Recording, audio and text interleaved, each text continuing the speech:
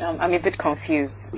Help me understand this conspiracy. Listen to me very carefully. Like I said it earlier, there is an interest amongst elements within the world powers to turn this country into a theater of war. I mean, I've said it earlier that there's I want to know on what basis do you say simply this? Because why do people what happened in the First World War? Why were some people interested in creating chaos and causing a First World War?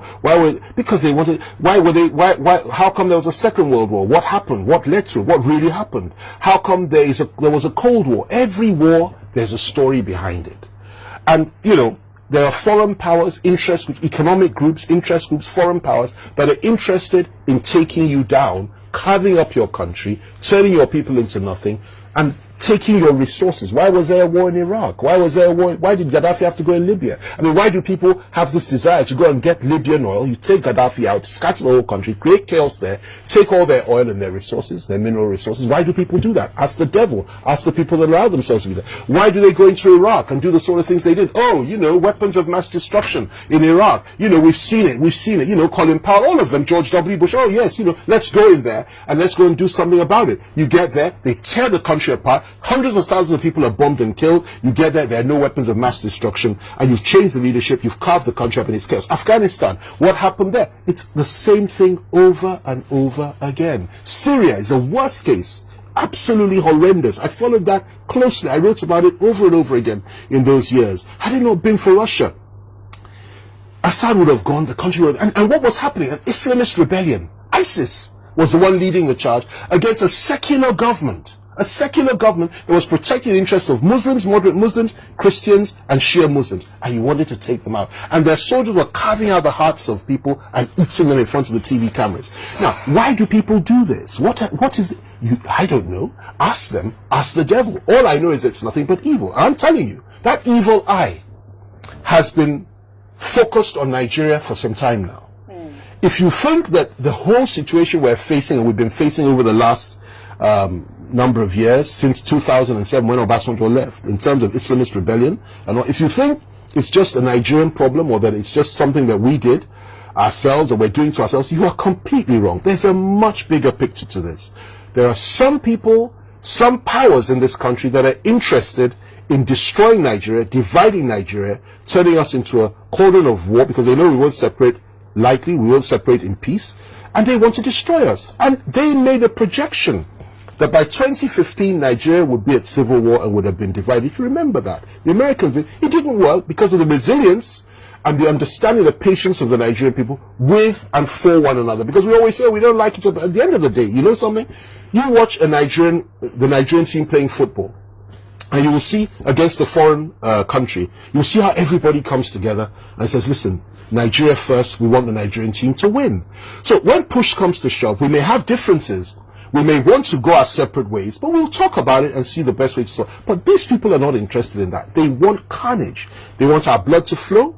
They want our flesh to be hacked. They want it to be destroyed. They want our hearts eaten. They want our wives and our children to be raped and murdered. They want carnage. They want chaos. And then they want to establish a new order. Most importantly, they're interested in our oil. They're interested in having another pool of slaves for them. They're interested in chaos and carnage and destruction, and to destroy what would have been and what is the most beautiful lady on the African continent, a great country, a great power that it once was, that held so much promise for the black man throughout the country. Now, why would they want that? I don't know. Ask Satan and ask them. It's their agenda, not ours. But God still rules in the affairs of men. And when I say this, I'm talking about the deep state. I'm not talking about an individual or president. I was a great supporter of Trump because I know that Trump was against this agenda. Trump pulled back foreign American forces from every single, he was not interested in this, which is one of the reasons they had to get him out at all costs. A lot of Nigerians don't appreciate or understand this, but those of us that know what's going on in this country understand it very, very well. Now, the situation we're in now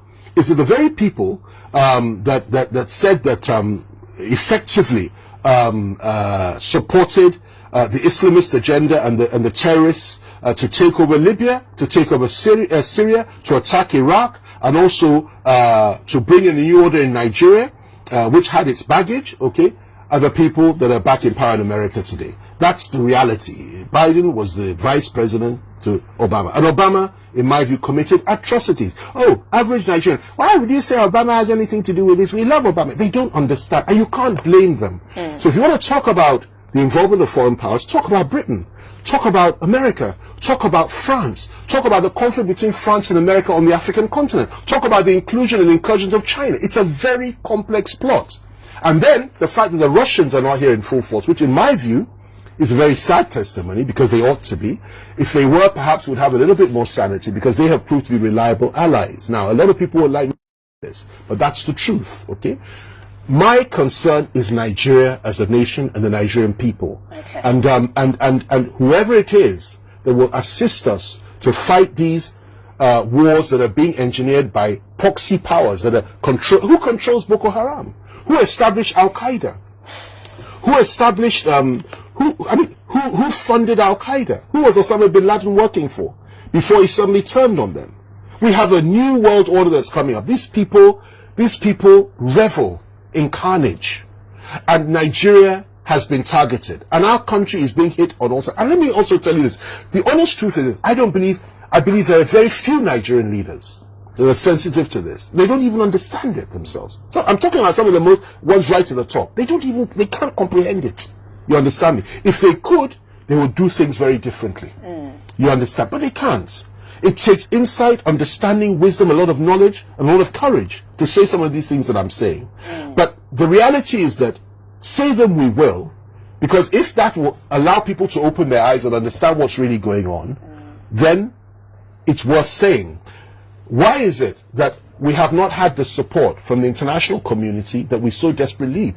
Why is it that the Americans, who can fly all the way, flying their troops into Nigeria and to Niger Republic to save one American citizen, why is it that they can't tell us where all these girls are through their satellites? Why can't they tell us anything? Why is it that it's not reported on CNN every day, or on BBC every day, or Al Jazeera every day, that our people are being slaughtered every day, to thousands per day, literally being kidnapped and being slaughtered? Have you ever asked yourself that question? Why doesn't CNN report it? One person gets killed in another part of the world. Oh, look at what happened here.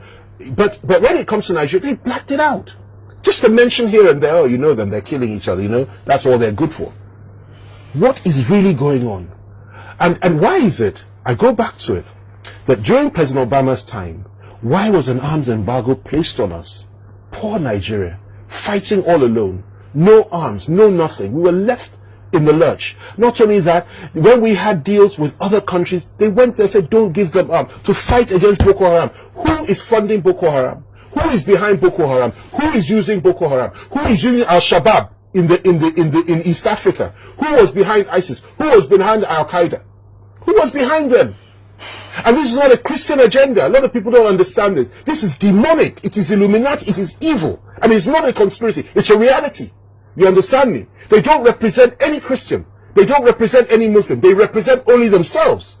You understand? And the only way to fight them is through prayer, understanding, wisdom, and knowledge, and the impartation of knowledge to our people, that this is what is going on. Our enemies are not our own brothers and sisters, whether Christian or Muslim or Northerner, they are, or Southern. Our enemies are outside these shores that see us as a space that needs to be filled with blood and destruction and carnage, and they relish in it. And they feed on that blood, and they'll come and take our resources, take everything that's ours, and tear us apart, and we have nowhere to go. May God never allow them